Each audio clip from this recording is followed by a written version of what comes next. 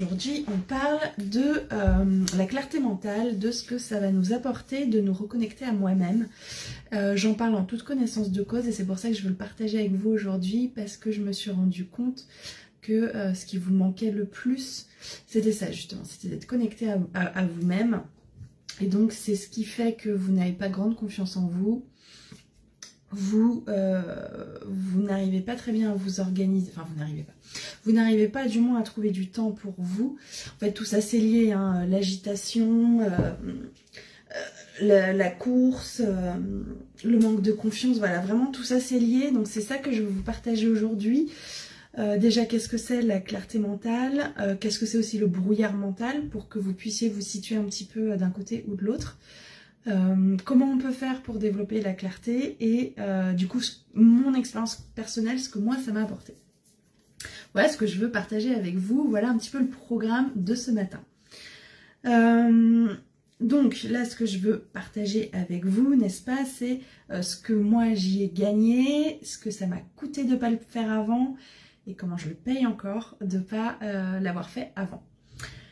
Donc, qu'est-ce que c'est que la clarté mentale? C'est en fait une sensation de calme intérieur, de concentration profonde et de lucidité qui va nous permettre de penser de manière claire, de résoudre des problèmes complexes et de prendre des décisions éclairées. Ça, c'est la définition exacte que j'ai trouvée sur Internet. Et donc ça, c'est quelque chose que je ne connaissais pas jusqu'à il y a quelques mois. Donc j'ai fait l'effort justement d'aller me reconnecter à moi-même, de savoir un petit peu quelle était ma mission de vie, ce pourquoi j'étais douée, ce que vraiment je pouvais offrir au monde.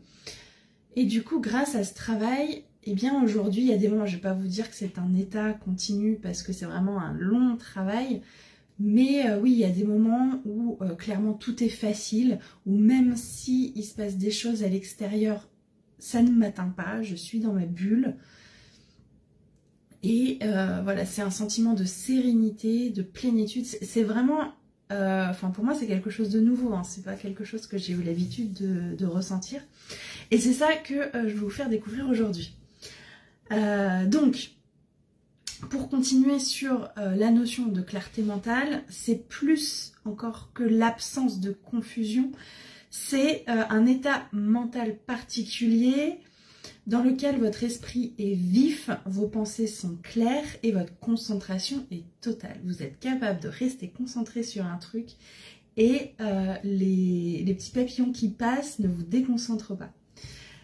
Moi, c'est pareil, hein. Celles qui me connaissent savent que c'est quelque chose de nouveau parce que dès qu'il y a un truc qui passe, là j'ai une fenêtre juste ici, dès qu'il y a quelque chose qui passe, j'ai qu'est-ce qui se passe? Voilà, donc pour moi la concentration intense c'est vraiment important pour moi. Donc, quand on est en état de clarté mentale, le cerveau peut penser rapidement et de manière créative, donc résoudre efficacement des problèmes et donc rester concentré sur une tâche sans distraction. Donc, ça augmente forcément l'efficacité, mais ça renforce aussi la confiance et le bonheur de manière générale.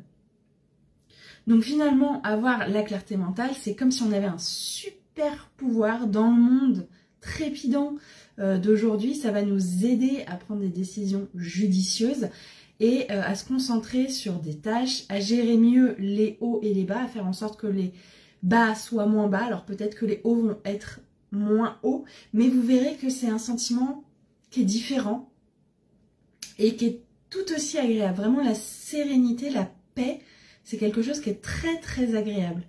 J'ai découvert ça la semaine dernière, hein. Je vous dis ça, mais vous voyez, c'est un travail que je fais depuis des mois et ben voilà, au bout de quelques mois, j'arrive à rester en paix malgré le bruit ambiant et ça pour moi c'est vraiment une grande victoire. Où est-ce que j'en étais dans mes notes? Donc voilà, ça nous aide à gérer mieux les hauts et les bas et donc plus facilement et avec plus de résilience. C'est un point idéal mental qui nous permet de nous sentir au top de notre force et de notre forme. On est forte et on est en forme. Et donc, finalement, pourquoi est-ce que c'est difficile à atteindre? Alors, de mon expérience, de mon point de vue, c'est si difficile à atteindre parce que c'est pas quelque chose qu'on nous apprend. On nous apprend plutôt à avoir toujours l'esprit occupé, l'esprit et le corps très occupés, à toujours anticiper ce qu'on va devoir faire, ce qui va se passer, à toujours réagir et ne pas finalement anticiper, comme je disais. On nous apprend pas non plus à mettre en avant nos forces, on nous apprend surtout à diminuer les faiblesses, mais certainement pas à s'appuyer sur nos forces. On nous apprend pas non plus à détecter nos talents et on ne nous dit pas qu'on peut vivre de notre passion. Voilà, c'est vraiment, et puis c'est plus simple à gérer des gens qui n'ont pas le temps de réfléchir, qui n'ont pas le temps de se poser et qui n'ont pas le temps de s'isoler du bruit extérieur. C'est nettement plus facile. Donc forcément, il n'y a aucun intérêt à ce que nous, on développe ça, sauf pour nous, quoi. Pour nous et puis pour nos enfants, parce que je reste persuadée que ce que nous, on apprend à faire, on va pouvoir l'offrir à nos enfants, et ça n'a pas de prix. Si on peut, de mon point de vue, leur éviter tout le chemin qu'on est en train de faire maintenant, bon, ils en auront un autre à faire, mais pour moi, c'est l'objectif, vraiment, c'est de leur permettre de gagner du temps là-dessus et de ne pas attendre l'âge adulte pour être conscient de leurs valeurs. Je fais une petite pause. Elle est très très mal à la gauche. Donc, comment faire finalement pour atteindre la clarté mentale?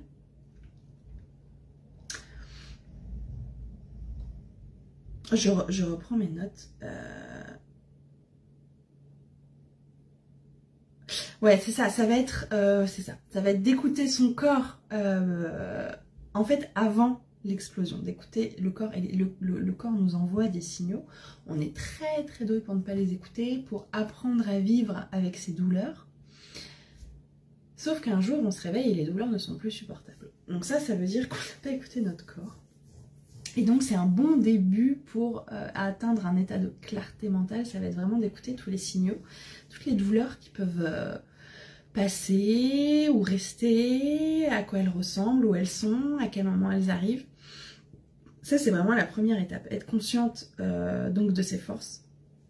Ça je vous en ai parlé il y a 2 secondes, pas que de ses faiblesses, n'est-ce pas?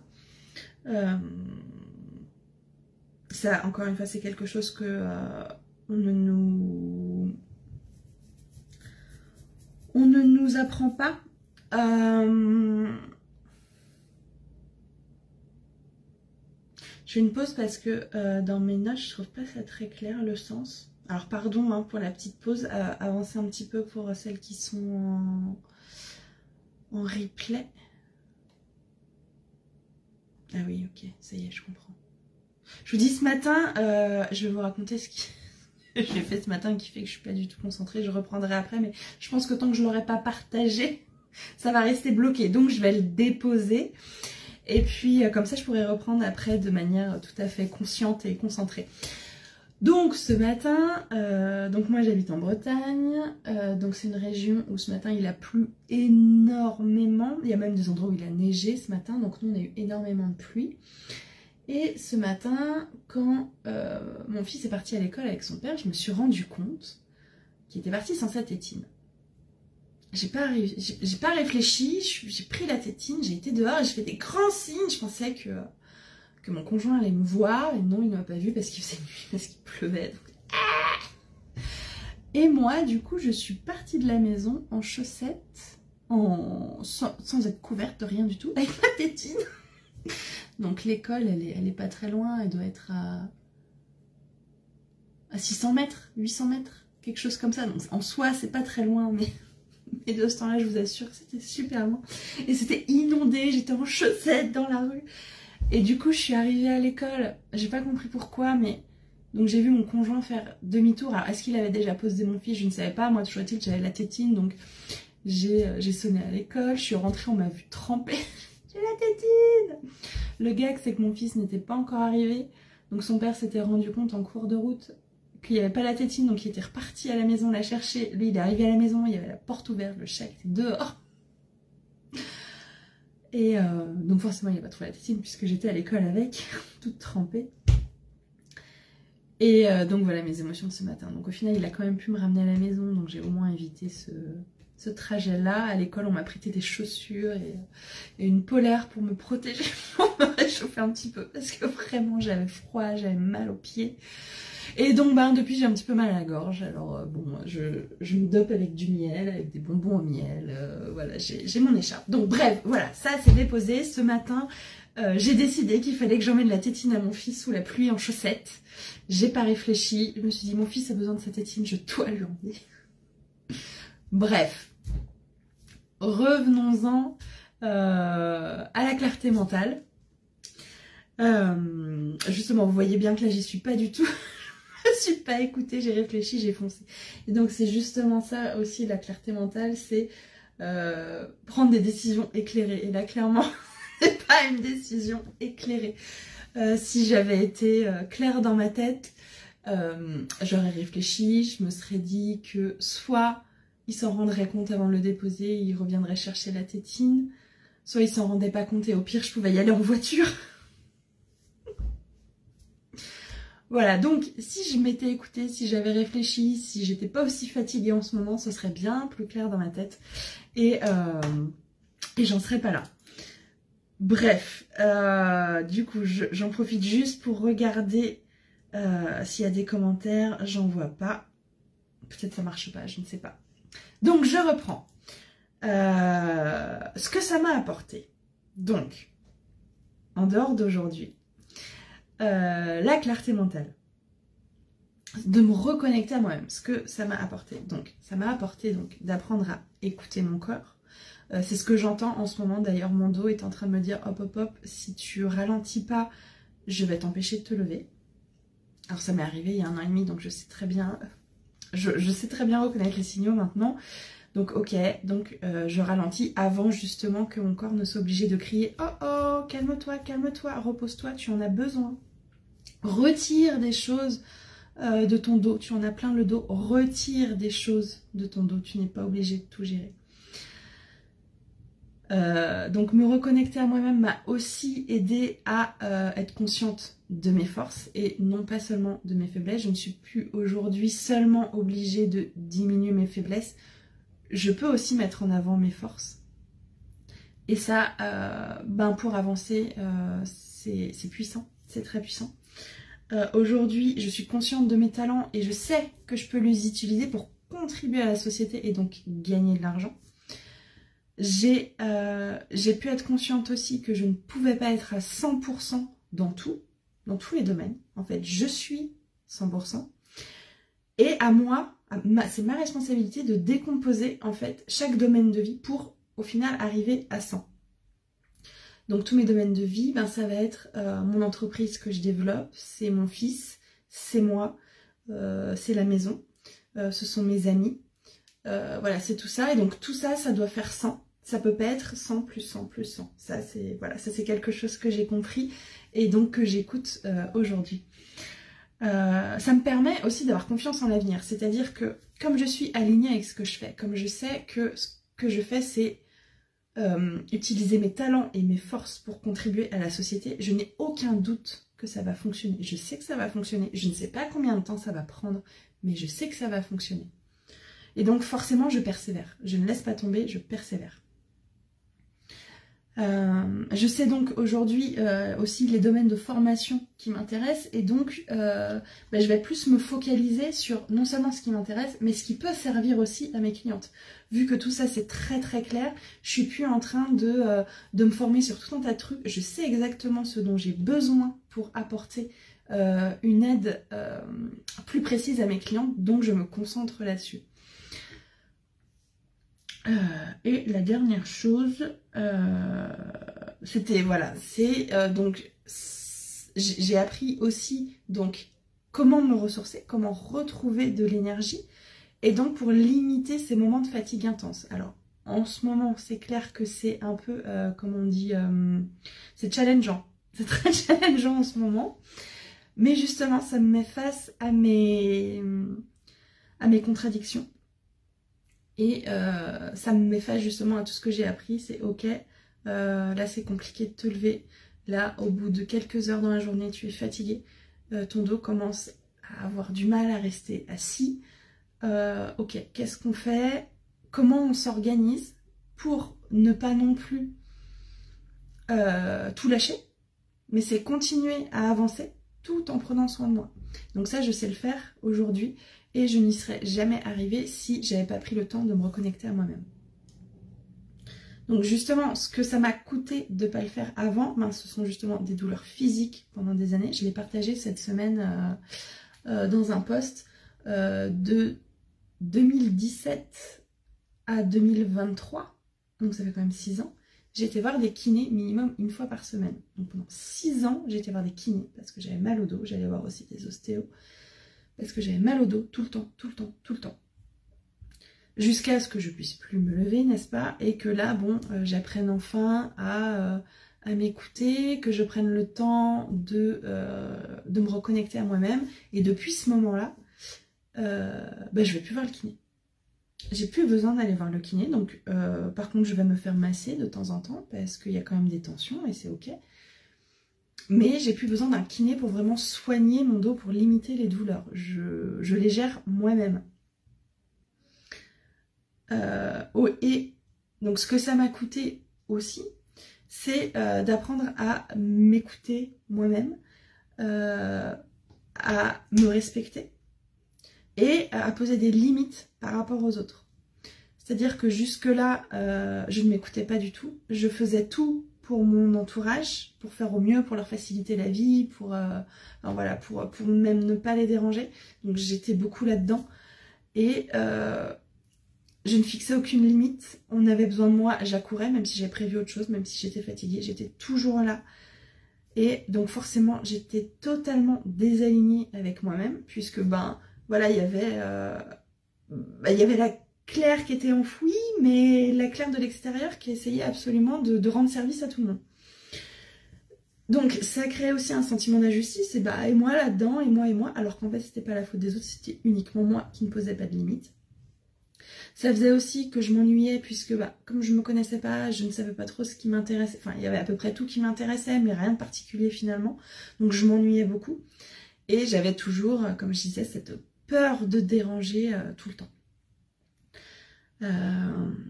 Et donc, comment je le paye encore aujourd'hui? C'est mon surpoids. Clairement, j'ai beaucoup de mal à prendre du poids. Alors surtout en ce moment où j'ai quand même beaucoup de stress dans ma vie perso. Donc là, clairement, même s'il y a quelques mois, j'arrivais à perdre, là, clairement, je stagne. Et j'ai beau faire des efforts, ça ne bouge pas. Donc voilà, ça c'est, voilà, je paye encore aujourd'hui de ne pas m'être écoutée, de ne pas m'être connectée à moi-même toutes ces années. Et le comportement de mon fils, puisque finalement, mon insécurité se répercute sur lui. Même si aujourd'hui j'ai fait un gros travail et je me sens nettement mieux et j'ai beaucoup plus de confiance en moi et je suis capable de dire que je suis une bonne personne, que je ne suis pas en trop, que on peut m'aimer, enfin voilà, c'est un travail que je fais, je pars de très loin, mais du coup cette insécurité, elle se répercute sur mon fils et donc sur son comportement. Donc voilà en quoi je le paye et c'est pour ça que c'est important pour moi de vraiment vous partager ça. Parce que j'aimerais bien sûr vous éviter de passer par là et de vous dire attention s'il vous plaît, reconnectez-vous à vous, vous allez gagner énormément et puis même si ça va demander des efforts après, vous allez voir tout ce que vous allez gagner par la suite. Donc maintenant que je vous ai partagé mon expérience, je voudrais vous parler aussi d'une autre notion qu'on appelle le brouillard mental parce que si on n'est pas consciente qu'on n'est pas dans un état de clarté mentale, par contre on peut être consciente qu'on est dans un état de brouillard mental. Donc qu'est-ce que c'est que le brouillard? C'est aussi ce qu'on appelle une fatigue intellectuelle. C'est quelque chose qu'on a tous vécu, c'est sûr, au moins une fois dans notre vie, et pour certains et certaines, ça peut être quelque chose de continu finalement. Donc dans ces moments-là, notre cerveau est embrouillé, notre attention est complètement diffuse, et on a du mal à se concentrer, on a l'impression de fonctionner au ralenti. Alors que quand tout est clair, on réfléchit super vite, même nos mouvements se font plus vite, notre réflexion se fait plus vite, certainement notre façon de parler, parce que du coup on a tellement d'idées en tête que on parle pas assez vite. Qu'est-ce qui se passe dans notre cerveau? Alors que finalement quand on est dans le brouillard, c'est tout mou, ça va. On a du mal vraiment à même exprimer une pensée parce que on va parler tellement lentement que la pensée est déjà partie. Je sais pas si c'est clair ce que je dis. Moi c'est ce que je ressens quand je suis dans un état de brouillard. Dites-moi si c'est quelque chose que vous reconnaissez aussi. Évidemment, je ne vois toujours pas les commentaires. C'est embêtant, hein, mais je les regarderai à la fin et j'y répondrai. Donc finalement, comment il se manifeste, ce brouillard? Donc je disais par de la fatigue, par un faible niveau d'énergie, par de la difficulté à se concentrer, de la confusion, du stress, de l'anxiété, des difficultés à mémoriser, une perte de motivation, de la déprime, et on se sent inutile. On se sent inutile et forcément du coup au travail, on va être nettement moins efficace. Donc, comment ça se fait en fait que certains jours on est dans un état de clarté et certains jours on est dans un état de brouillard? En fait, alors ça va être lié à des choses physiologiques comme par exemple le sommeil. Évidemment, si on a bien dormi, si on dort bien pendant une longue période, forcément on se sent nettement moins fatigué. L'alimentation, on ne le dira jamais assez, mais l'alimentation évidemment joue sur le cerveau et sur notre énergie. Le sport, s'aérer. Alors sport, ça peut être facile pour certaines d'entre nous, moins pour d'autres, donc ne serait-ce que marcher. Prendre le temps d'aller marcher un quart d'heure le matin avant de commencer à travailler, ça peut faire du bien. Se couper un petit peu des écrans, ça peut faire du bien aussi. Ne pas oublier de faire des pauses, on n'est pas des robots. Et parfois quand on sent qu'on n'arrive plus à réfléchir, tout bêtement c'est sortir 5 minutes, écouter le bruit des oiseaux, regarder les arbres, regarder le ciel, peut-être il y a un avion qui passe, tiens, où est-ce qu'il va? Enfin voilà, se sortir la tête du brouillard intérieur, aller voir ce qui se passe dehors. Et parfois la solution peut arriver toute seule. Ce qui peut aider aussi à retirer ce brouillard, ça va être de noter toutes nos idées sur un papier. Parce que c'est sûr que si on garde notre to-do list en tête, on peut pas se reposer, c'est pas possible. Par contre, si on note, ok, j'ai ça à faire, ah tiens, j'aimerais bien faire ci, hop, je le note. Ah tiens, ça pourrait peut-être m'aider là-dessus, hop, je le note. Ah bah tiens, ça pourrait peut-être aider machin, voilà. Notez tout, faites-vous des listes, des post-it partout, on s'en fiche, mais déposez ce que vous avez dans la tête pour justement la vider et pour retrouver de la créativité finalement. Ça c'est pareil, c'est quelque chose que je répète et que je répète et que je répète, c'est éviter le multitâche.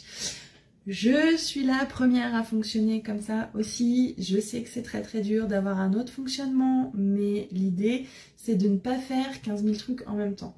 Quand je dis que je suis la première à faire ça, c'est qu'il y a encore 2 ans, donc j'avais des choses à faire, donc niveau business, j'avais la maison à m'occuper, j'avais moi, machin. Je faisais tout en même temps.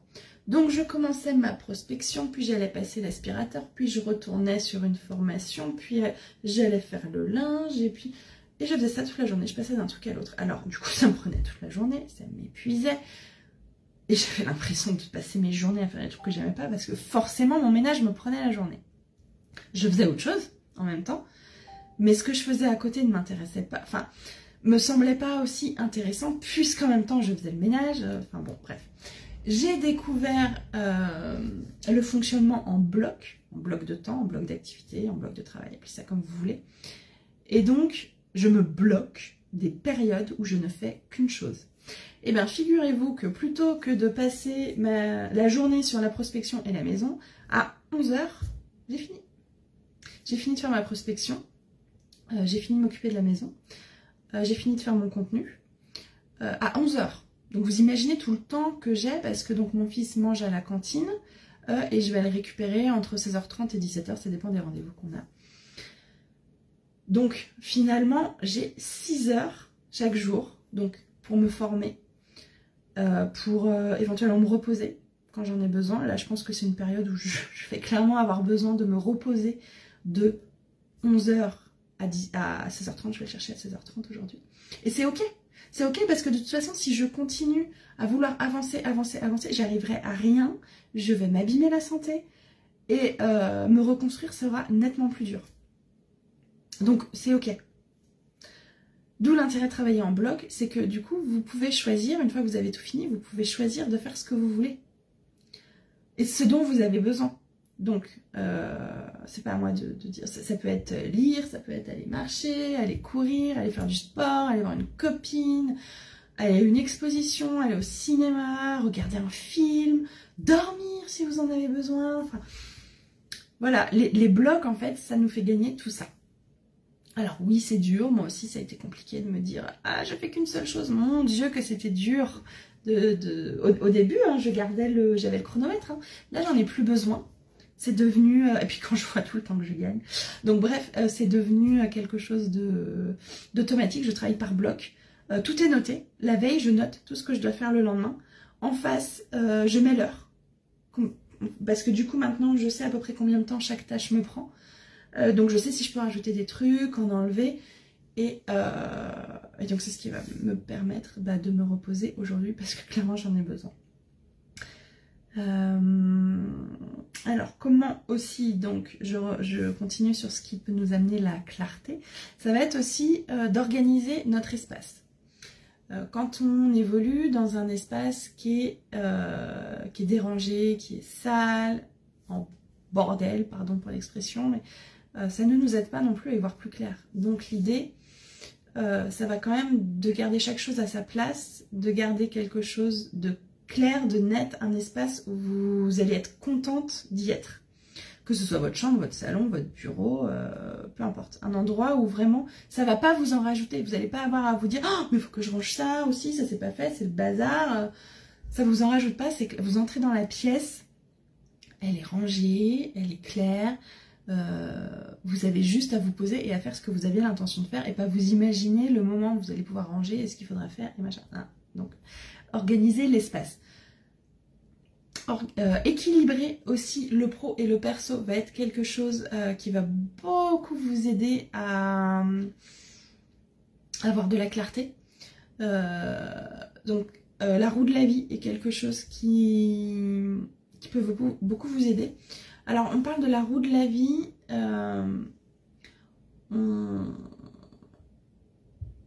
Alors, comment expliquer? Il y a plusieurs manières de la faire et pour moi, celle qui est la plus pertinente, c'est celle où, donc vous savez, on fait un rond, on partage chaque domaine de vie en camembert de la même taille et par contre, on fait une échelle à l'intérieur, donc sur les diamètres, où on va mettre de 1 à 10, on va graduer de 1 à 10. Et donc, on va aller faire un trait qui correspond au niveau que prend le domaine de vie dans notre vie actuelle. J'espère que c'est clair ce que je dis. Je vais vous faire un dessin. Ne bougez pas. Donc, il y a plusieurs façons de faire la roue de la vie et pour moi la plus pertinente ça va donc pas être celle-là parce qu'elle parle beaucoup moins bien. J'ai mis cette domaine, on s'en fiche. Parce que là vous voyez que vous avez finalement quelque chose de rond. Alors vous voyez bien que les camemberts sont pas équilibrés mais vous avez quand même quelque chose de rond. Alors que si vous faites un rond avec des camemberts tous de la même taille à peu près, je suis pas une grande dessinatrice et je le fais vite pour pas vous faire perdre de temps. Mais si du coup vous graduez et vous allez remplir, hop, hop, hop, comment je fais ça? Voilà, donc j'ai fait ça. Donc j'ai fait des camemberts à peu près tous de la même taille, sauf qu'ils sont pas tous remplis autant. Et donc, si vous essayez de faire tourner cette roue, ça va pas être facile. Voilà, et c'est cet exercice-là que je vous invite à faire. Donc, faites-le pour ce que vous vivez actuellement. Faites-en une deuxième pour ce que vous aimeriez du coup augmenter, diminuer. Et faites-en une troisième qui sera entre les deux pour savoir du coup quelles premières étapes vous allez pouvoir faire pour atteindre l'équilibre, pour atteindre votre équilibre. Voilà. Donc ça, c'était pour l'équilibre pro-perso. Se dégager du temps, c'est quelque chose qui va vous apporter beaucoup de clarté, sans bien sûr perturber toute l'organisation. Je sais que quand on est maman, parfois on porte tout sur nos épaules et on se dit que si on prend 5 minutes pour nous, il y a tout qui va s'écrouler. Donc l'idée, c'est là que les blocs interviennent à nouveau, parce que si on travaille en bloc, on va pouvoir se dégager du temps, et ce temps gagné, on peut se le donner à soi-même. Et ça va vous faire gagner en clarté bien plus que tout le reste. Profitez-en de ce temps pour faire quelque chose que vous aimez. Encore une fois, ça peut être lire, ça peut être marcher, regarder la télé, dormir, peu importe, mais faites quelque chose que vous aimez grâce à ce temps retrouvé. Et enfin, la dernière chose, la dernière étape, ça va être vraiment d'apprendre à se connaître. Quelles sont mes forces, quels sont mes talents, quelles sont mes passions et quelles sont mes limites. Qu'est-ce que j'accepte de supporter ou pas? Qu'est-ce qui me coûte trop cher? Qu'est-ce que je peux quand même supporter? Enfin, vraiment mettre des mots là-dessus, écrire tout ça. Et prenez conscience de votre valeur et de vos limites. Vraiment, ça va vous apporter une clarté, une reconnexion à vous-même que rien d'autre ne pourra vous donner. Donc si je reprends, je récapitule quand même les étapes pour se reconnecter à soi-même. Donc, bien évidemment, le sommeil, l'alimentation, l'activité physique, des pauses à l'extérieur, noter tout ce qui nous passe par la tête, déposer tout ce qui se passe par la tête, éviter le multitâche, donc travailler en bloc, gagner du temps, ce temps-là, donnez-le vous, il est pour vous. Organisez votre espace de vie, de travail, équilibrez votre vie pro et perso grâce notamment à la roue de la vie. Et donc apprenez à connaître vos forces, vos talents, vos passions et vos limites. Vous avez toutes des forces, vous avez toutes des talents et vous avez toutes des passions. On en a tous des talents, à peu près 7. Et c'est tous les humains de la planète. Donc je sais très bien qu'en écoutant cette vidéo, certaines vont se dire « Non mais moi j'ai pas de talent ». C'est faux. Voilà. Je dirai rien de plus là-dessus. Bien sûr c'est votre responsabilité après d'entendre ce que je vous dis ou pas, d'aller creuser ou pas. Moi je vous dis juste c'est faux. Et je veux plus entendre qui que ce soit dire j'ai pas de talent. C'est plus possible.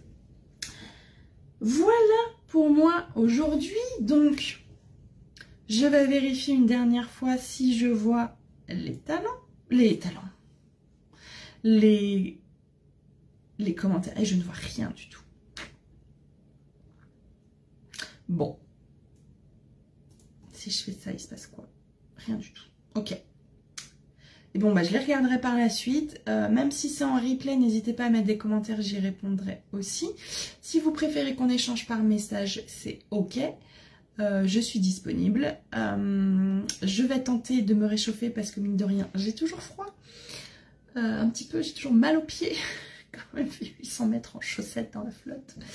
On va savoir ce qui s'est passé sous mes pieds pendant ce temps-là. Je vais m'occuper de moi aujourd'hui, j'en ai besoin, clairement. Voilà. Donc, je vous souhaite une excellente journée. Je vous souhaite d'appliquer, vraiment d'appliquer tout ce que j'ai partagé aujourd'hui. Si vous avez des questions, vraiment, je suis là. C'est sans engagement, c'est gratuit. Voilà, n'ayez pas peur de m'envoyer un message. Mon but, c'est de vous aider à améliorer votre quotidien. Point. Voilà pour moi. Donc, très bonne journée.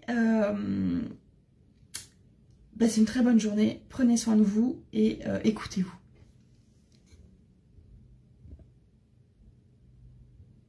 Bah voilà que le bouton marche plus.